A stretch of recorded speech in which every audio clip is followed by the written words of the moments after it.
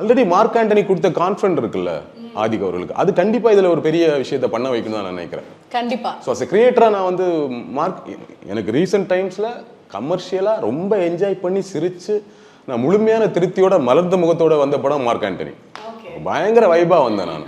இப்போ விக்ரமுக்கு வேற ஒரு மூட்ல வருவோம், வாவ் அப்படின்னு ஒன்று வருவோம்ல, ஒவ்வொரு படத்தை ஒவ்வொரு மூட்ல வரும். பட் இது வந்து 100% நம்ம என்ஜாய் பண்ணிட்டு வந்து ஒரு படமா நான் பார்க்குறேன். ஸோ அப்போ இந்த படத்தை அந்த செலிப்ரேஷன் இருக்கும், அவ்வளோ ஒரு செலிப்ரேஷனுக்கு கீழே ஒரு பயங்கரமான கதையும் இருக்குன்னு தான் நான் நம்புறேன். கண்டிப்பா. அண்ட் பாக்ஸ் ஆஃபீஸ் எந்த அளவுக்கு அதை பார்க்கணும்னு நினைக்கிறீங்க?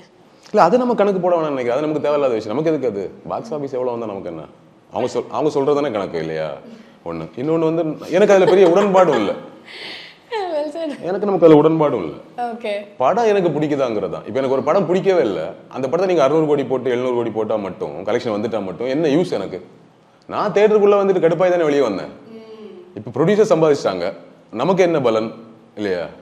இன்னொன்று உள்ள போறோம், எனக்கு படம் ரொம்ப பிடிச்சிருந்தது, அந்த படம் பெருசா போகலன்னா கூட எனக்கு அதை பத்தி கவலை கிடையாது. எப்படி பார்த்தா அது வியாபாரிகளோட கணக்கு.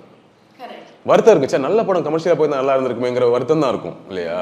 பட் அது என்ன பாதிக்க போறது இல்லை. ஸோ அது வியாபாரிகளின் கணக்கு, படத்துல ஒர்க் பண்ற டெக்னீஷியன்ஸ், பெரிய ஆர்டிஸ்டோட கணக்கு. நமக்கு படம் பிடிச்சிருக்கா அப்படிங்கறதான், நமக்கு ஆடியன்ஸ்க்கு பிடிச்சிருக்கா, எனக்கு என்ன திருப்திப்படுத்துதுங்கிற விஷயத்தை தான் நான் எப்பவுமே கான்சன்ட்ரேட் பண்ணுவேன்.